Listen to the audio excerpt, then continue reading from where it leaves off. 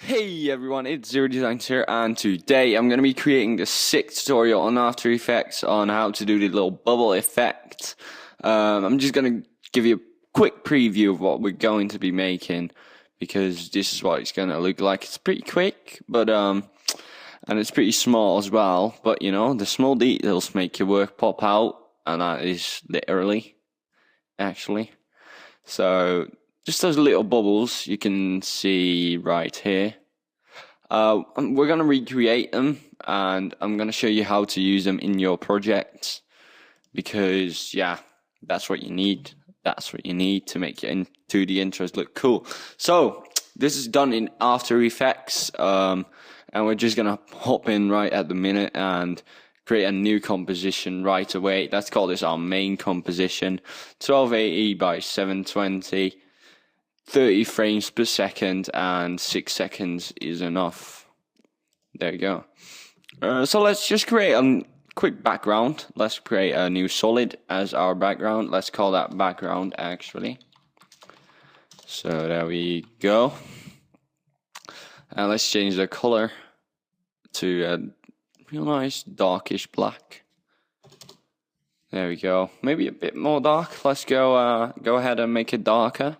So let's go to Effects and Presets and type in Fill. If you don't have this Effects and Preset tab, go to Window and make sure Effects and Presets is tabbed. So there we go. And let's drag the fill right onto our background, and that's going to make us able to change the color literally. Really. So there we go. It's a bit more smoother. And let's just call this main. There we go. Let's create another composition and call this our bubble. And for the bubble, we're going to be using shape layers and the ellipse layer. And let's double click that actually. And open up the ellipse one and the ellipse path one, and click this little chain, constrain proportions. Because now if we like scale this size up, it's going to scale like this way, and we don't want it because we want it to be like a bubble, so a circle. So let's unchange that and change the values to 200 and 200. There we go. So that's just going to be a shape for our bubble, but we don't want the fill because we want the bubble. So let's uncheck the fill and check the stroke, like the little eye on it. And let's make the stroke a bit thicker, so the stroke width just a little bit up, and there we go. So now we got our little bubble set up, and we're gonna animate it right now. So let's go to transform and scale and make that 0. There we go. And then press Ctrl Shift and arrow to the right on your keyboard and do that again. That's gonna skip 20 frames forward, as you can see right here. And we're gonna create a keyframe at 100, scale 100, and we have a basic popping up a little animation, but we don't want it to pop, so we want the bubble to pop.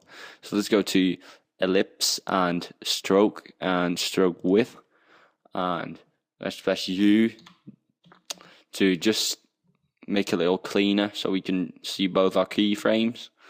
And let's drag that back a little bit. Let's drag it forward till it's about done, but not just done.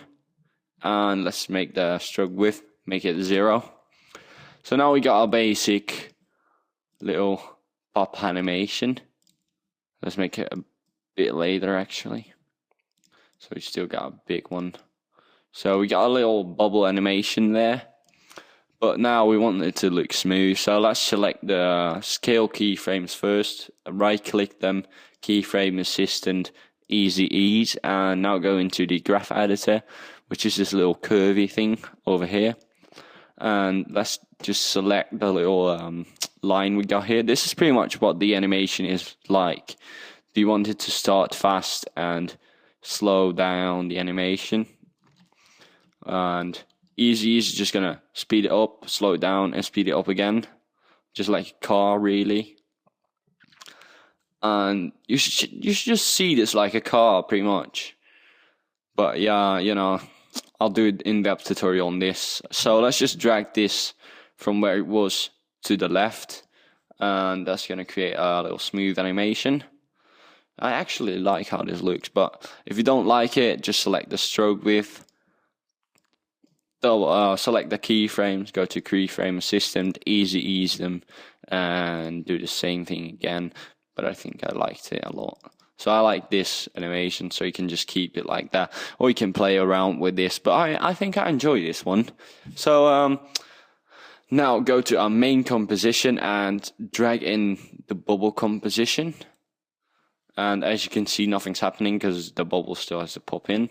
So there we go. As you can see, it's quite big. You might want to use it like that, but we're not going to do that. So let's hide it for now. There we go. And let's get a new text. Let's just make this a 0. And that's a weird font. Delicious curls font. But let's change it to something a bit smoother. So let's change it to Gotham. That's readable. Readable. However you fuck you pronounce that. So let's just go ahead and animate this real quick. Go to Transform tab. Go to Scale. Make that 0. Control Shift right arrow. Control Shift right arrow. And let's make that 100. And let's go a couple of frames back actually. And make it 110. There we go. So now it's gonna pretty much pop in and get back. So we want this keyframe animation to look smooth as well. So let's ease those, and that might already look very clean. So that already looks pretty good. But if you don't like that, again, you can play around with this, and now you can play around with like two keyframes. So if you want to change them simultaneously, you gotta select this one, hold Shift, and select the other one.